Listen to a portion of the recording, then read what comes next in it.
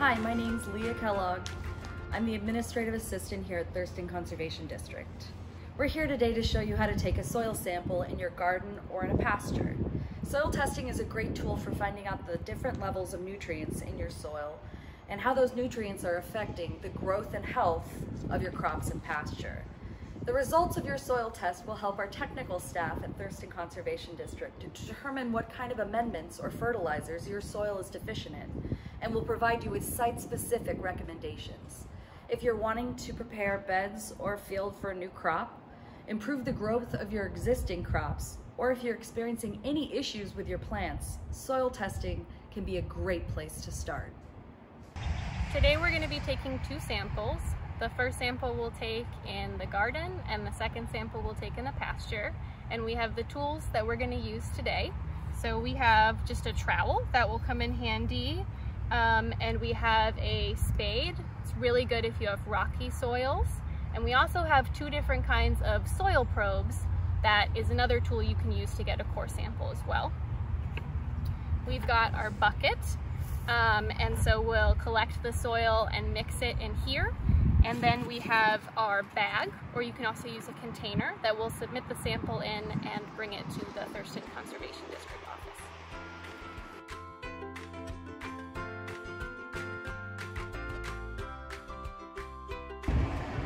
We're ready to take our sample in the garden.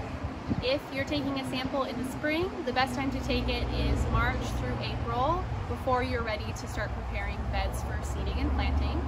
You can also take a soil sample in the fall, around August through September, to see what nutrients are left in the soil at the end of the year in planning for any cover crop or your plantings for spring.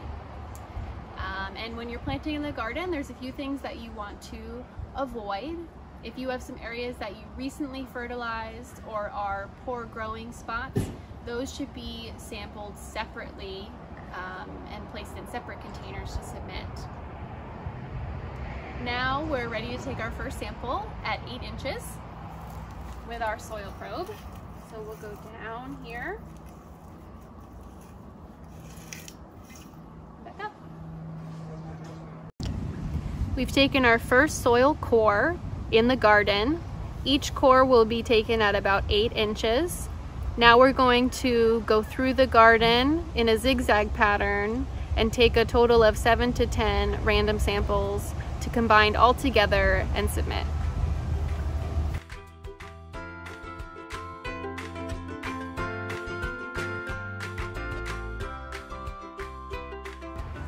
Now that we've taken our 7 to 10 core samples throughout the garden, we've got them here and we combine them in a bucket. We'll make sure it's nice and thoroughly mixed. If there are any large rocks or pieces of plants or any debris in there, we want to try to remove some of those big pieces. So we'll combine this all together and we'll put this in a bag for submitting.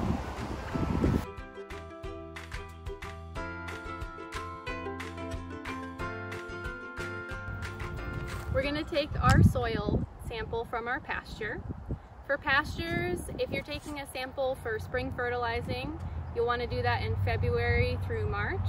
If you're taking some samples to do some fall fertilizing, you'll want to do that June through August. And when we're going through our field, we're going to try to avoid any manure piles, any poor growing areas that we want to sample separately, and our fence lines. And now we're going to take our first soil sample at 6 inches.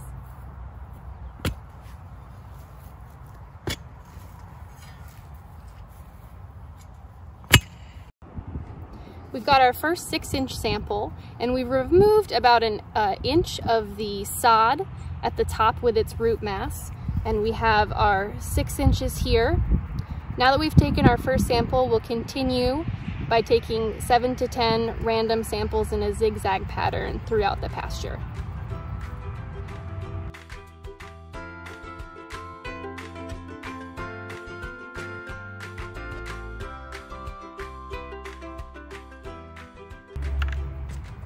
Once you have all of your soil from your different sampling areas, you'll mix it up together in a bucket.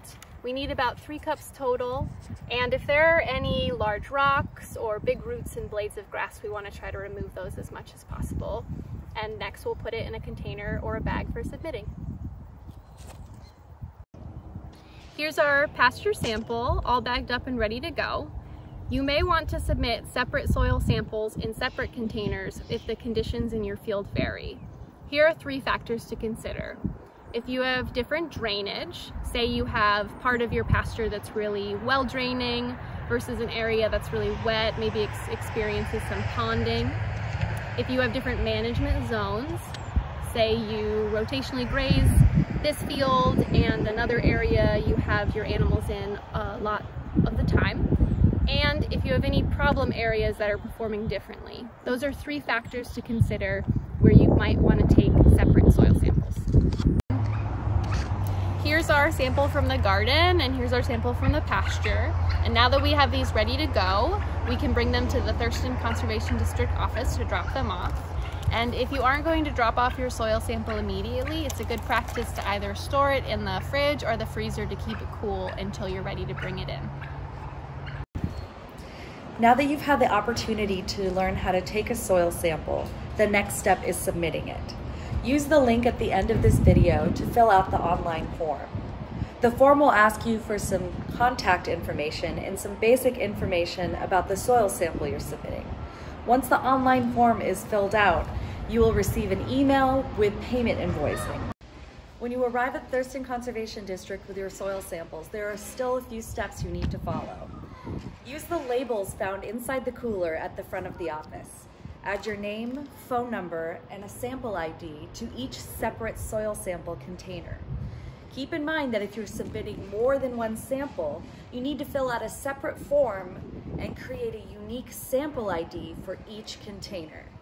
Place your soil samples inside the cooler and you're good to go.